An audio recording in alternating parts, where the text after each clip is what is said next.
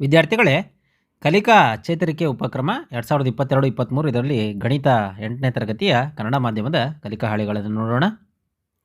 ಇದರಲ್ಲಿ ನಾವು ಕಲಿಕಾ ಹಾಳೆ 48 ಮತ್ತು 49 ಅಂದರೆ 49 ಮತ್ತು 50 ಮಾದರಿ ಉತ್ತರಗಳ ಬಗ್ಗೆ ತಿಳ್ಕೊಳ್ಳೋಣ. ಕಲಿಕಾ ಹಾಳೆ 49 ತ್ರಿಭುಜದ 3 ಒಳಕೋನಗಳ ಮೊತ್ತ 180 ಡಿಗ್ರಿ ಇರುತ್ತೆ ಅಂತ ನಾವು ಇದನ್ನು ಹಿಂದಿನ ಒಂದು ಕಲಿಕಾ ಹಾಳೆಯಲ್ಲಿ ನೋಡಿದ್ದೀವಿ. 3 ತ್ರಿಭುಜ ಅಂದರೆ ತ್ರಿಭುಜದಲ್ಲಿ 3 ಕೋನಗಳನ್ನು ಕೋನಮಾಪಕದ ಸಹಾಯದಿಂದ ಅಳೆದು ನೋಡಿದ್ದೀವಿ. ಹೌದಾ? 180 ಬರುತ್ತೆ. ಹೌದಾ? ನೋಡಿ, ಇಲ್ಲಿ ಉದಾಹರಣೆ ರೀತಿ ಒಳಕೋನಗಳ ಮೊತ್ತವನ್ನು 180 ಡಿಗ್ರಿ ಅಂತ ನಿರೂಪಿಸ್ರಿ ಅಂತ ಹೇಳಿದ್ದಾರೆ. ಸೊ ಇಲ್ಲಿ ಏನು ಕೊಟ್ಟಿದ್ದಾರೆ? ಆಕೃತಿ, ಬಾಹು ನೋಡಿ, 3 ಬಾಹು ಇದ್ದಾವೆ, ಇಲ್ಲಿ 4 ಬಾಹು ಇದ್ದಾವೆ, ಇಲ್ಲ 5 ಬಾಹು ಇದ್ದಾವೆ, ಇಲ್ಲ 6 ಬಾಹು ಇದ್ದಾವೆ. ಇಲ್ಲಿ 3 ಬಾಹು ಇದ್ದಾಗ ಒಂದು ತ್ರಿಭುಜ ಆಯಿತು. ಹೌದಾ? ಹಾಗಾಗಿ 1 × 180. ಯಾಕೆ? 3 ಒಳಕೋನಗಳ ಮೊತ್ತ 180 ಇರುತ್ತೆ. ಹಂಗಾಗಿ 1 × 180 = 180. ಇಲ್ಲಿ 2 × 180. ಹೌದಾ? ಯಾಕಂದರೆ 2 ತ್ರಿಭುಜ ಇದೆ ನೋಡ್ರಿ, 1 2. ಹಂಗಾಗಿ 2 × 180. ಹೌದಾ? ಅಲ್ಲಿಗೆ 360. 2 ತ್ರಿಭುಜದ ಎಷ್ಟಾಯಿತು? 360 ಆಯಿತು. ಮತ್ತು ಇಲ್ಲಿ ಹೆಂಗೆ ಮಾಡಿದ್ದಾರೆ ಅಂತಂದರೆ 4 - 2 ಅಂತ ಮಾಡಿದ್ದಾರೆ. 4 - 2 ಅಂತ ಮಾಡಿದ್ದಾರೆ. ಅದೇ ರೀತಿ ನಾವು ಮಾಡ್ತಾ ಹೋಗೋಣ. ಇಲ್ಲಿ ಎಷ್ಟಾಯಿತು? 3 ತ್ರಿಭುಜ. ಹೌದಾ? ಇಲ್ಲಿ 1 ತ್ರಿಭುಜ, 2 ತ್ರಿಭುಜ, 3 ತ್ರಿಭುಜ. ಹೌದಾ? ಆಗ 3 × 180. 18 ಮೂರಲೆ 54. ಸರಿನಾ? 18 ಮೂರಲೆ 54. ಇದನ್ನು ಹೆಂಗೆ ಮಾಡಿದ್ದಾರೆ? ಇಲ್ಲಿ ಹೆಂಗೆ ಮಾಡಿದ್ದಾರೆ ನೋಡ್ರಿ, 4 2 ಕಳೆದಿದ್ದಾರೆ. ಇಲ್ಲಿ 4 2 ಕಳೆದಿದ್ದಾರೆ. ಅದೇ ರೀತಿ ನಾವು ಮಾಡೋಣ. 5 - 2 × 180. ಆಗ ಎಷ್ಟಾಯ್ತು? ಸೇಮ್ ಬರುತ್ತೆ, 3 × 180. ಹೌದಾ? ಅಂದರೆ 540. ಇಲ್ಲಿ ನೋಡಿ, ಇಲ್ಲಿ ಎಷ್ಟು ತ್ರಿಭುಜ? 1 ತ್ರಿಭುಜ, 2 ತ್ರಿಭುಜ, 3 ತ್ರಿಭುಜ, 4 ತ್ರಿಭುಜ. ಹೌದಾ? ಹಾಗಾಗಿ 4 × 180. ಹೌದಾ? ಎಷ್ಟಾಗುತ್ತೆ? 18 4 72 ಅಂದರೆ 720 ಡಿಗ್ರಿ. ಇದನ್ನು ಹೆಂಗೆ ಬರಿಬೋದು? 6 - 2 ಅಂತ ಬರಿತೀವಿ. 6 - 2 × 180. ಸೇಮ್ ಅಲ್ಲಿಗೆ 4 × 180 ಆಗುತ್ತೆ. ಅಲ್ಲಿಗೆ ಎಷ್ಟು? 720 ಆಗುತ್ತೆ. ಈಗ ಮಾದರಿಯಂತೆ ಲೆಕ್ಕವನ್ನು ಬಿಡಿಸೋಣ. ಮುಂದಿನ ಆಕೃತಿಯಲ್ಲಿ ಎಕ್ಸ್ನ ಬೆಲೆ ಕಂಡುಹಿಡಿಯಿರಿ ಅಂತ ನೋಡಿ, ಚಿತ್ರ ಕೊಟ್ಟಿದ್ದಾರೆ. ಇಲ್ಲಿ ABCD = 360. ಕಾರಣ ಬಹುಭುಜಾಕೃತಿ, ತ್ರಿಭುಜವನ್ನು ಬಿಟ್ಬಿಟ್ಟು ಉಳಿದಂಥ ಬಹುಭುಜಾಕೃತಿಯಲ್ಲಿ ಒಳಕೋನಗಳ ಮೊತ್ತ 360 ಇರುತ್ತೆ, ಆಮೇಲೆ ಹೊರಕೋನಗಳ ಮೊತ್ತನೂ 360 ಇರುತ್ತೆ. ತ್ರಿಭುಜದಲ್ಲಿ ಮಾತ್ರ 180 ಡಿಗ್ರಿ ಇರುತ್ತೆ. ಹೌದಾ? ಇಲ್ಲಿ ಕೊಟ್ಟಿದ್ದಾರೆ ಎಕ್ಸು, ಇದು 50 ನೋಡಿ, 120 130 ಅಂತ ಇಲ್ಲಿ ಬರ್ಕೊಡೋಣ. ಎ ಕೋನ ಎಷ್ಟು? 120, ಬಿ ಕೋನ 130, ಸಿ ಕೋನ 50, ಡಿ ಕೋನ ಗೊತ್ತಿಲ್ಲ, ಹಂಗಾಗಿ ಅದನ್ನು ಎಕ್ಸ್ ಅಂತ ತೆಗೆದುಕೊಂಡಿದ್ದಾರೆ. = 360. ಇಲ್ಲಿ ಏನೋ ಸಂಖ್ಯೆಗಳನ್ನು ಕೂಡೋಣ. ಎಷ್ಟು ಬಂತು? 120 130 250 250 50 300 ಪ್ಲಸ್ ಎಕ್ಸ್ = 360. ಈಗ ನಮಗೆ ಎಕ್ಸ್ ಬೆಲೆ ಬೇಕು ಅಂತಂದರೆ 360ಕ್ಕೆ 360ರಿಂದ 300 ಕಳೆಯೋಣ. 360 - 300, ಇಲ್ಲಿ ಪ್ಲಸ್ ಇದೆ, ರಿಂದ ಆ ಕಡೆ ಹೋದರೆ ಮೈನಸ್ ಆಗುತ್ತೆ. ಹೌದಾ? ಹಾಗಾಗಿ 360 300 ಕಳೆದ್ರೆ ಎಕ್ಸ್ = 60 ಬರುತ್ತೆ. ಇದೇ ರೀತಿ ನಾವು ಉಳಿದಂಥ ಲೆಕ್ಕಗಳನ್ನು ಮಾಡೋಣವಾ? ನೋಡಿ, ಮಾದರಿಯಂತೆ ಚತುರ್ಭುಜಗಳ ಶೃಂಗಗಳನ್ನು ಹೆಸರಿಸಿ ಉಳಿದ ಕೋನಗಳನ್ನು ಕಂಡುಹಿಡಿಯಿರಿ ಅಂತ ಹೇಳಿದ್ದಾರೆ. ಶೃಂಗಗಳು ನಾವು ಹೆಸರು ಹಾಕೊಂಬಿಡೋಣ. ABC ಅಂತ ಹಾಕೊಂಬಿಡೋಣ ಅಷ್ಟೇ. ABCD, ಇದು ಅಷ್ಟೇ ABCD ಅಂತ ಹಾಕೋಣ. ಇವೇ ಶೃಂಗಗಳು. ಈಗ ಬೆಲೆ ಕಂಡುಹಿಡಿಬೇಕು. ಹೌದಾ? ಏನು? ಎ ಕೋನ ಪ್ಲಸ್ ಬಿ ಕೋನ ಪ್ಲಸ್ ಸಿ ಕೋನ ಪ್ಲಸ್ ಡಿ ಕೋನ = 180. ಇದೇನಿದು? ತ್ರಾಪಿಜ್ಯ. ಹೌದಾ? ಈಗ ಇದರಲ್ಲಿ 360, 180 ಅಂತ ಬರ್ತೇನೆ ನಾನು, 360 ಡಿಗ್ರಿ. ಈ 360 ಡಿಗ್ರಿ ಇದರಲ್ಲಿ ನಮಗೆ 3 ಕೋನ ಕೊಟ್ಟಿದ್ದಾರೆ. ಹಿಂಗಂದ್ರೆ ಏನರ್ಥ? ಲಂಬಕೋನ ತ್ರಿಭುಜ ಅಂತ ಅರ್ಥ. ಯಾವ್ಯಾವ ಲಂಬಕೋನ ತ್ರಿಭುಜ? ಬಿ ಕೋನ ಲಂಬಕೋನ, ಲಂಬ ಅಂದರೆ 90 ಡಿಗ್ರಿ, ಮತ್ತು ಸಿ ಕೋನ 90 ಡಿಗ್ರಿ. ಹೌದಾ? ಎ ಕೋನ ಎಷ್ಟು? 75 ಡಿಗ್ರಿ ಅವರೇ ಕೊಟ್ಬಿಟ್ಟಿದ್ದಾರೆ. ಹೌದಾ? ಪ್ಲಸ್ ಡಿ ಕೋನ ಗೊತ್ತಿಲ್ಲ. ಡಿ ಕೋನ ಗೊತ್ತಿಲ್ಲ ಅಂದರೆ ಅದನ್ನು ಹಾಗೆ ಬರ್ಕೊಳ್ಳೋಣ. ಡಿ ಕೋನ = 360 ಅಂದರೆ ಪ್ಲಸ್ ಡಿ ಕೋನ = 360. ಈಗ ಇವನ್ನೆಲ್ಲ ಕೂಡ್ಬಿಡೋಣ. ಹೌದಾ? ನೋಡಿ, 75 100 ಅಂದರೆ 90 90 180. ಓಕೆ, ಈಗ ಎಷ್ಟಾಯಿತು? 75 90 90 ಎಷ್ಟಾಯಿತು? 255 ಆಗುತ್ತೆ ನೋಡಿ. ಹೌದಾ? 255 ಡಿಗ್ರಿ ಪ್ಲಸ್ ಡಿ ಕೋನ = 360. ಈಗ ಡಿ ಕೋನ ಬೇಕು ಅಂದರೆ ಇದನ್ನು ರಿಂದ ಆ ಕಡೆ ಕಳಿಸ್ಬಿಡೋಣ. ಹೌದಾ? ಅಲ್ಲಿಗೆ ಡಿ ಕೋನ = 360 - 255 ಡಿಗ್ರಿ. ಅಲ್ಲಿಗೆ 360ರಲ್ಲಿ 255 ಹೋದ್ರೆ ಎಷ್ಟು ಬರ್ತಪ್ಪ? ನೋಡಿ, 0 5 ಹೋದರೆ 5. ಹೌದಾ? ದಶಕ 1 ತೊಗೊಂಡಿದ್ದೆ ನಾನು, ಹಂಗಾಗಿ 5 ಆಯಿತು. 0. ಹೌದಾ? 3ರಲ್ಲಿ 2 ಹೋದರೆ 1 105 ಡಿಗ್ರಿ ಬರುತ್ತೆ. ಡಿ ಕೋನ ಏನು 105 ಡಿಗ್ರಿ. ರೈಟ್. ಈಗ ಪಕ್ಕದ ಮಾಡೋಣವಾ. ಇಲ್ಲಿ ಎ ಕೋನ ಏನು 84 ಡಿಗ್ರಿ. ಬಿ ಕೋನ ಎಷ್ಟು ಗೊತ್ತಿಲ್ಲ, ಹೌದಾ. ನೆಕ್ಸ್ಟ್ ಸಿ ಕೋನ ಎಷ್ಟು, ಸಿ ಕೋನ 146. ನೆಕ್ಸ್ಟ್ ಡಿ ಕೋನ 50 ಡಿಗ್ರಿ. ಬರ್ಕೊಳ್ಳೋಣ. ಏನು 4 ಕೋನಗಳು ಕೂಡಿದ್ರೆ ಎಷ್ಟು ಬರುತ್ತೆ 360 ಡಿಗ್ರಿ ಬರುತ್ತೆ, ಹೌದಾ. Is equal to 360. ಈಗ ಎ ಎಷ್ಟಪ್ಪ 84, ಬಿ ಎಷ್ಟು ಗೊತ್ತಿಲ್ಲ, ಹಾಗೆ ಇಟ್ಕೊಳ್ಳೋಣ. ಬಿ ಸಿ ಎಷ್ಟು 146, ಡಿ ಎಷ್ಟು 50 ಡಿಗ್ರಿ. ಕರೆಕ್ಟಾ. Is equal to 360. ಈಗ ಮಾಡಿದ್ರೆ ಬಿ ಕೋನ ಇಲ್ಲಿ ಬರ್ಕೊಳ್ಳೋಣ. ಈಗ 84, 146, 50 ಈ ಎಲ್ಲ ಕೂಡಿದ್ರೆ ಎಷ್ಟು ಬರುತ್ತೆ 280 ಬರುತ್ತೆ, ಹೌದಾ. 280 ಬರುತ್ತೆ. 280 ಇಸ್ ಈಕ್ವಲ್ ಟು 360 ಡಿಗ್ರಿ. ಈಗ ಏನು ಮಾಡೋಣ, ಬಿ ಕೋನ ಬೇಕು ನಮಗೆ, ಹಾಗಾಗಿ ಇದನ್ನು ಈಸ್ ಈಕ್ವಲ್ ಟು ನಿಂದ ಆ ಕಡೆ ಕಳಿಸ್ಬಿಡೋಣ. ಅಲ್ಲಿಗೆ ಬಿ ಕೋನ ಈಸ್ ಈಕ್ವಲ್ ಟು 360 ಮೈನಸ್ 280. ಹಾಗಾಗಿ ಬಿ ಕೋನ 360 ರೂಪಾಯಲ್ಲಿ 280 ರೂಪಾಯಿ ಹೋದರೆ ನೋಡಿ, ದುಡ್ಡಿನ ಕನ್ವರ್ಟ್ ಮಾಡ್ಕೊಂಡ್ರೆ ಈಸಿಯಾಗಿ ನಾವು ಹೇಳ್ಬಿಡ್ತೀವಿ, ಹೌದಾ. 360ರಲ್ಲಿ 280 ಹೋದರೆ ಎಷ್ಟು ಬರುತ್ತೆ 80 ಬರುತ್ತೆ. ಹಾಗಾಗಿ ಬಿ ಕೋನದ ಬೆಲೆ ಎಷ್ಟು 80, ಹೌದಾ. ಕಲಿಕಾ ಹಾಳೆ 50. ಒಂದು ಬಹುಭುಜದ ಎಲ್ಲ ಹೊರಕೋನಗಳ ಮೊತ್ತ 360 ಡಿಗ್ರಿಗೆ ಸಮನಾಗಿರುತ್ತೆ ಅಂತ. ಒಂದು ಬಹುಭುಜದ ಎಲ್ಲ ಹೊರಕೋನಗಳ ಮೊತ್ತ 360 ಡಿಗ್ರಿ ಆಗಿರುತ್ತೆ ಅಂತ ನೋಡಿ. ಹಾಗಾದರೆ ಎಕ್ಸ್ನ ಬೆಲೆಯನ್ನು ಕಂಡುಹಿಡಿಯಿರಿ ಅಂತ ಹೇಳಿದ್ದಾರೆ. ಇದು ಏನಿದು ಬಹುಭುಜ, ಇದರ ಎಲ್ಲ ಹೊರಕೋನಗಳ ಮೊತ್ತ ಎಷ್ಟಾಗಿರುತ್ತೆ 360 ಆಗಿರುತ್ತೆ. ಹಾಗಾಗಿ ಇಲ್ಲಿ ಏನೇನು ಕೊಟ್ಟಿದ್ದಾರೆ ನೋಡ್ಕೊತ ಹೋಗೋಣ.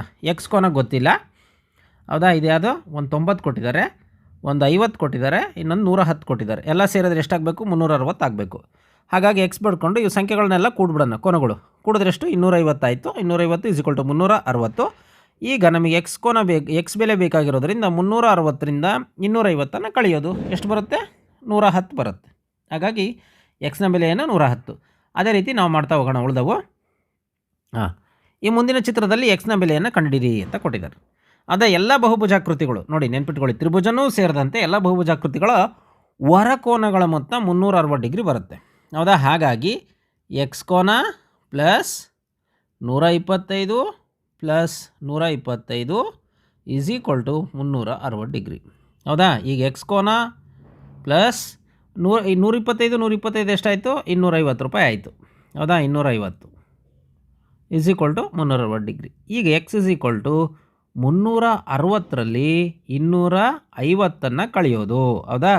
ಎಕ್ಸ್ ಇಸ್ ಈಕ್ವಲ್ ಟು 0ಗೆ 0, 6ರಲ್ಲಿ 5 ಹೋದರೆ 1, 3ರಲ್ಲಿ 2 ಹೋದರೆ 1, 110. ಹಾಗಾಗಿ ಎಕ್ಸ್ನ ಬೆಲೆ ಎಷ್ಟಪ್ಪ 110. ಹಿಂದಿನ ಲೆಕ್ಕದಲ್ಲೇ ಮಾಡಿದ್ವಲ್ಲ ಅದೇ ರೀತಿಯೇ ಆಗಿದೆ.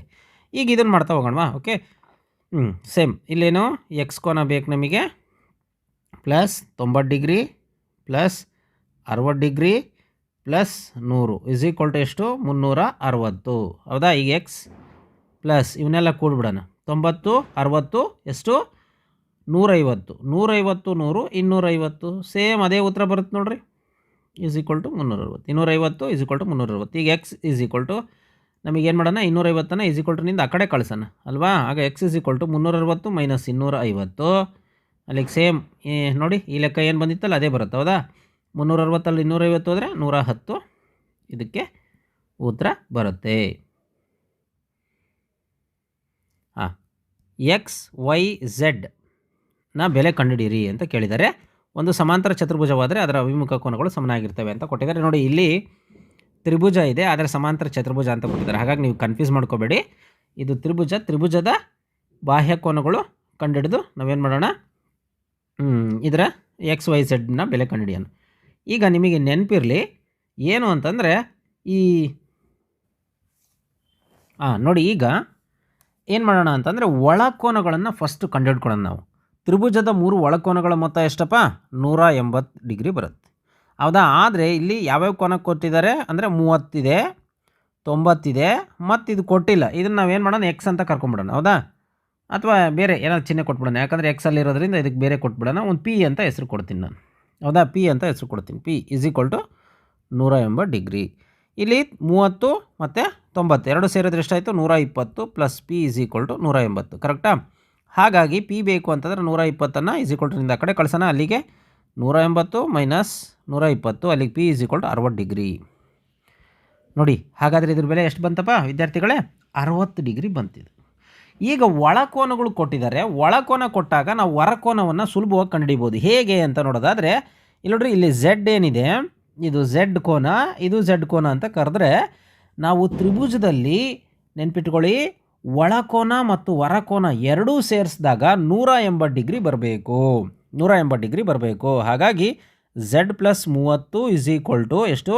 180. ಇವೆರಡೂ ಸೇರ್ಕೊಂಡ್ರೆ, ಯಾಕಂದರೆ ಇದು ಸರಳ ರೇಖೆ ನೋಡಿ, ಅದಾ ಸರಳ ರೇಖೆ ಕಾಣ್ತಾ ಇದೆಯಾ? ಇವೆರಡೂ ಸೇರ್ಕೊಂಡು ಎಷ್ಟು ಬರಬೇಕು? 180 ಬರಬೇಕು. ಹಾಗಾಗಿ ಈಗ ಝೆಡ್ ಬೇಕು ಅಂತಂದರೆ ಸಿಂಪಲಪ್ಪ, ಇಲ್ಲಿ 30 ಇದೆ, ನಾವು ಹಿಂದಿನ ಲೆಕ್ಕದಲ್ಲಿ ಮಾಡಿದ್ವಿ ನೋಡ್ರಿ ಪರಿಪೂರಕ ಕೋನ ಅಂತೇಳಿ. ಹಾಗಾದರೆ 30ರ ಪರಿಪೂರಕ ಏನು ಅಂದರೆ 30ಕ್ಕೆ ಏನು ಕೂಡಿದ್ರೆ 180 ಆಗುತ್ತೆ. ಸಿಂಪಲ್. ಎಷ್ಟು? 150. ಅದನ್ನೇ ಎಲ್ಲಿ ಮಾಡ್ತಾ ಇದೀವಿ ನೋಡ್ರಿ, 180 ಮೈನಸ್ 30, ಅಲ್ಲಿಗೆ ಝೆಡ್ = 150 ಬಂತು. ಅದೇ ರೀತಿ ಇದನ್ನು ಮಾಡಿರಿ ನೋಡಿರಿ, 90 ಡಿಗ್ರಿ ಇದೆ, ಇದು ಫುಲ್ಲು ಸರಳ ರೇಖೆ ಕೋನ, ಸರಳ ಕೋನ ಅಂತಂದರೆ ಇಲ್ಲಿ 90 ಇದೆ. ಇನ್ನು ಏನು ಬೇಕು? 180 ಆಗೋಕ್ಕೆ ಮತ್ತು 90 ಬೇಕು. ಅಥವಾ 90ರ ಪರಿಪೂರಕ ಕೋನ ಎಷ್ಟು? 90 ಡಿಗ್ರಿ. ಹೌದಾ? ಎಸ್, ಅಷ್ಟೇ. X plus 90 = 180. ಹೌದಾ? ಎಕ್ಸ್ = 180ರಲ್ಲಿ 90ನ್ನು ಕಳಿತೀವಿ. ಅಲ್ಲಿಗೆ ಎಕ್ಸ್ ಎಷ್ಟು? 90 ಡಿಗ್ರಿ. ಹೌದಾ? ಅದೇ ರೀತಿ ಕೊನೆದು ಮಾಡಿಬಿಡೋಣ. ಯಾವುದು? Y plus 60 = 180.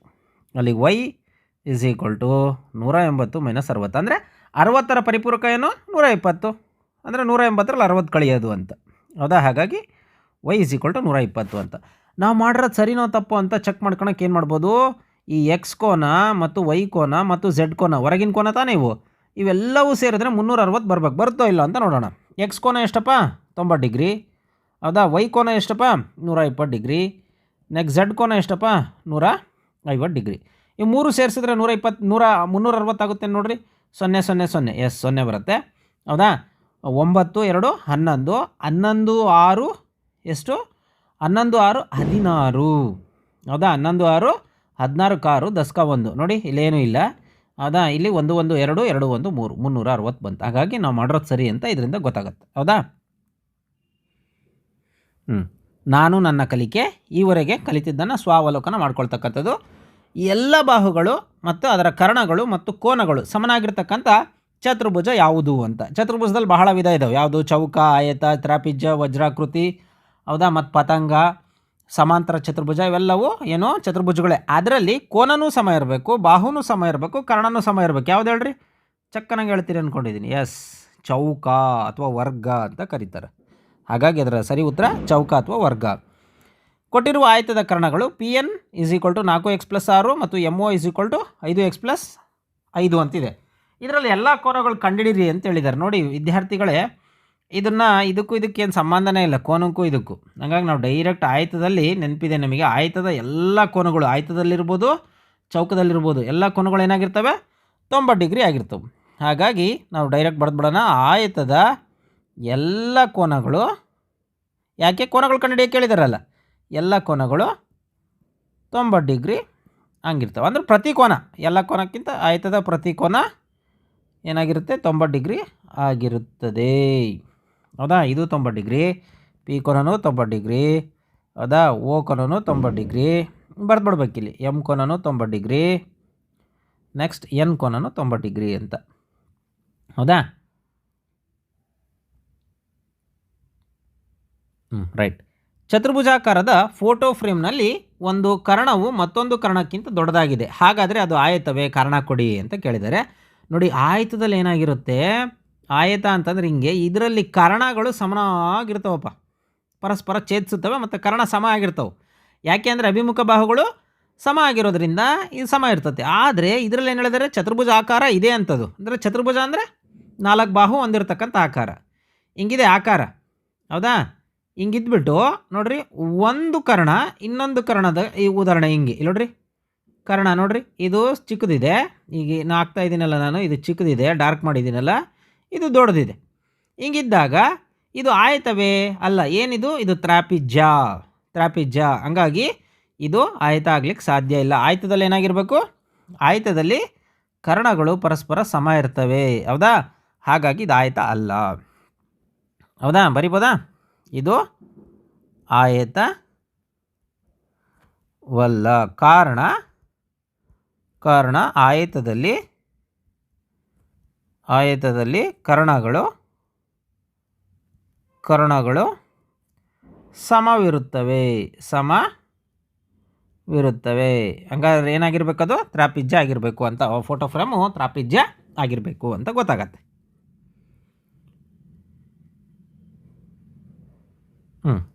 ನಾಲ್ಕನೇದು, ಒಂದು ಈಜುಕೊಳವು ಸಮಾಂತರ ಚತುರ್ಭುಜಾಕೃತಿಯಲ್ಲಿದ್ದರೆ ಈ ಆಕೃತಿಯ ಕೋನಗಳು 60, 120 ಮತ್ತು 70 ಇದಾವಂತೆ. ಇನ್ನೊಂದು ಕೋನನ ಕಂಡುಹಿಡಿಯಿರಿ ಅಂತ ಹೇಳಿದ್ದಾರೆ. ನೋಡಿ, ಸಮಾಂತರ ಚತುರ್ಭುಜ. ಹೌದಾ? ಸಮಾಂತರ ಚತುರ್ಭುಜದ ಲಕ್ಷಣಗಳನ್ನು ನಾವು ಹಿಂದಿನ ವಿಡಿಯೋದಲ್ಲಿ ನೋಡಿದ್ದೀವಿ. ಹೌದಾ? ಸಮಾಂತರ ಚತುರ್ಭುಜದ ಲಕ್ಷಣ ಏನು ಹೇಳ್ರಿ? ಕೋನಗಳು ಏನಾಗಿರ್ತವೆ? ಪಾರ್ಶ್ವಕೋನಗಳು.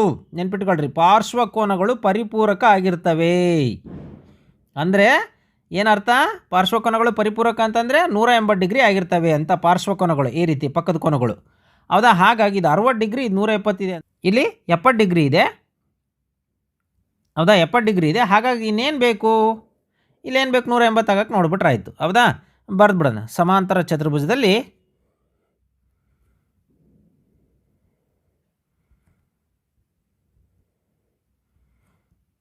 ಪಾರ್ಶ್ವಕೋನಗಳು ಪರಿಪೂರಕ ಆಗಿರ್ತವೆ. ಪರಿಪೂರಕಗಳಾಗಿರುತ್ತವೆ. ಸರಿನಾ? ರೈಟ್. ಹಾಗಾಗಿ ಇಲ್ಲಿ 70 ಡಿಗ್ರಿ ಇದೆ. ಈ ಕಡೆದು ಇದು ಗೊತ್ತಿಲ್ಲ, ಇದನ್ನು ಎಕ್ಸ್ ಅಂತ ತೆಗೆದುಕೊಳ್ಳೋಣ. ಹೌದಾ? Plus x is equal to 180. ಈಗ ಎಕ್ಸ್ ಇಸ್ ಈಕ್ವಲ್ ಟು 180ರಲ್ಲಿ 70 ಅಂದರೆ 70ರ ಪರಿಪೂರಕ ಯಾವುದು? 180 ಆಗಕ್ಕೆ ಇನ್ನೇನು ಬೇಕು ಅಂದರೆ 180ರಲ್ಲಿ ಕಳೆಯೋದು ಅಂತ. ಅಲ್ಲಿಗೆ ಎಷ್ಟು ಬರುತ್ತೆ? 110 ಡಿಗ್ರಿ ಬರುತ್ತೆ. X is equal to 110 degree. ಕರೆಕ್ಟಾ? 180ರಲ್ಲಿ 70 ಹೋದರೆ ಎಷ್ಟು? 110 ಡಿಗ್ರಿ. ಇದು ನಾವು ಮಾಡಬೇಕಾದಂಥ, ಅಂದರೆ ನಮಗೆ ಬೇಕಾದಂಥ ಉತ್ತರ. ಸರಿನಾ?